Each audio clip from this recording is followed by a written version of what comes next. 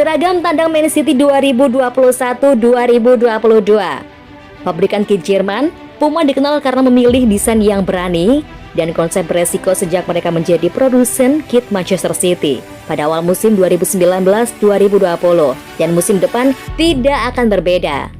Jersey tandang musim depan di Manchester City akan menggabungkan warna dominan putih bersama dengan teal dan pink untuk diimplementasikan ke dalam logo sponsor.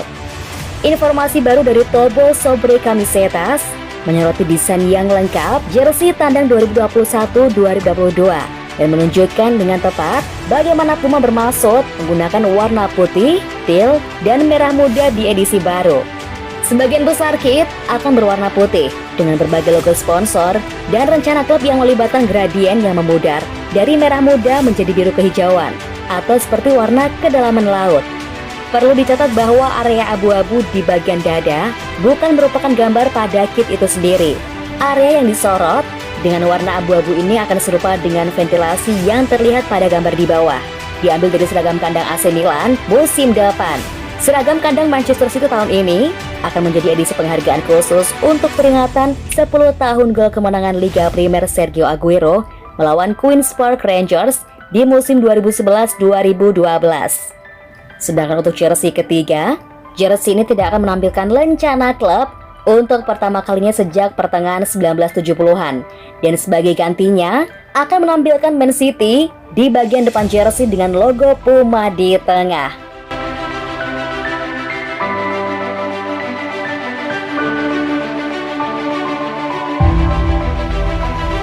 Kyle Walker berhasrat menangkan Liga Champions demi satu pemain Man City.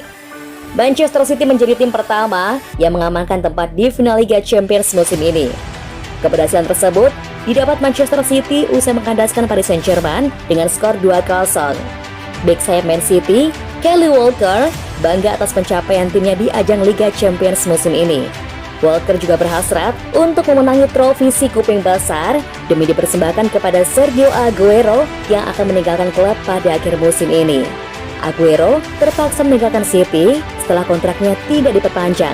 Dia juga punya mimpi untuk menangi Liga Champions bersama Man City sebelum dirinya pindah klub.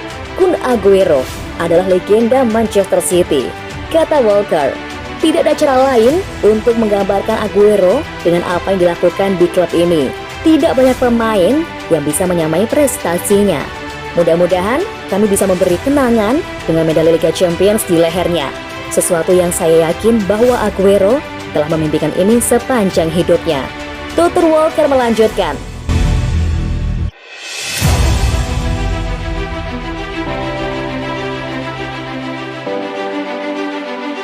Jadwal final Liga Champions, Man City versus Chelsea. Pertandingan Manchester City versus Chelsea digelar pada Sabtu 29 Mei waktu setempat. Pertandingan akan digelar di Stadion Atatürk, Istanbul, Turki. Final nanti akan menjadi yang pertama bagi Man City di Liga Champions. City ke final setelah mengalahkan Paris Saint-Germain. Melawan PSG, Man City menang 2-0 lewat gol Riyad Mahrez di menit ke-11 dan 63.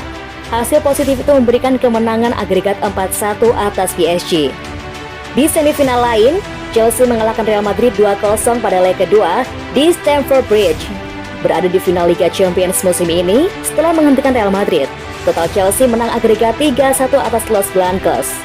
Performa Chelsea di turnamen Eropa ini juga cukup mengesankan dengan meriah 8 pertandingan dari 12 kesempatan.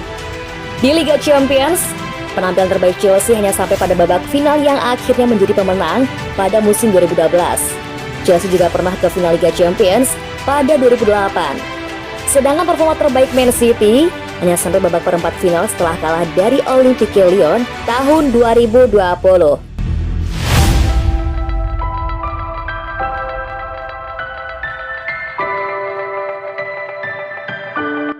Kabar gembira, 2 laga terakhir IPL digelar dengan penonton.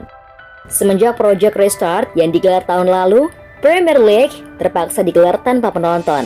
Langkah ini diambil karena penularan COVID-19 yang sangat tinggi. Di akhir tahun kemarin, beberapa pertandingan sempat dihadiri oleh penonton meski jumlahnya terbatas. Namun pertandingan digelar tanpa penonton lagi karena kasus COVID-19 yang meningkat di Inggris. Ada kabar baik dari penggemar IPL. karena 2 laga kandang terakhir bisa digelar dengan penonton. Pihak Premier League resmi mengumumkan bahwa pekan ke-37 dan pekan ke-38 IPL akan digelar dengan penonton.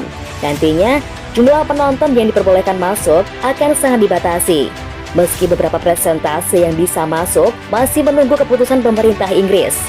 Selain itu, setiap penonton yang masuk harus menjalani protokol kesehatan yang ketat untuk meminimalisir terciptanya penyebaran COVID-19. IPL menegaskan bahwa fans tandang tidak diperbolehkan datang ke stadion pada 2 matchday ini. Langkah ini diambil untuk meminimalisir penyebaran COVID-19 sekaligus mempermudah petugas melakukan tracking. Itulah mengapa FA mengizinkan pertandingan dihadiri penonton di 2 matchday agar setiap tim bisa melakoni setidaknya 1 laga kandang bersama fans.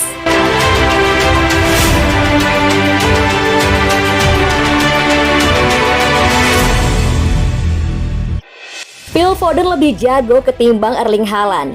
Itu kata legenda duo Manchester. Ferdinand memuji pemain muda Inggris itu setelah penampilannya yang luar biasa ketika City melawan Paris Saint-Germain. Foden yang baru berusia 20 tahun berperan penting dalam pertandingan itu. Ferdinand pun yakin dia adalah pemain muda terbaik di dunia. Saat ini, saya akan mengatakan Phil Foden adalah pemain terbaik di dunia karena saat ini dia dalam performa terbaiknya. Ferdinand lalu bandingkan Phil Foden dengan Erling Haaland, pemain yang sedang mencari incaran banyak klub elit Eropa. Erling Haaland belum bermain di level ini. Saat ini, Foden sedang dalam performa terbaiknya. Tambah Ferdinand. Mantan kiper Manchester City dan timnas Inggris, Johar juga setuju. Phil Foden sudah membuktikan sebagai salah satu pilar utama dalam keberhasilan Manchester City. Fleksibilitas permainan jadi nilai lebihnya. Meski posisi asli bermain sebagai gelandang tengah, dia juga cakap bermain melebar sampai sebagai false nine. Lihatlah pergerakannya. Namanya Phil, dia 20 tahun. Dia menyalakannya. Sangat penting bagi Man City untuk memiliki pemain yang melakukan itu, kata Johar.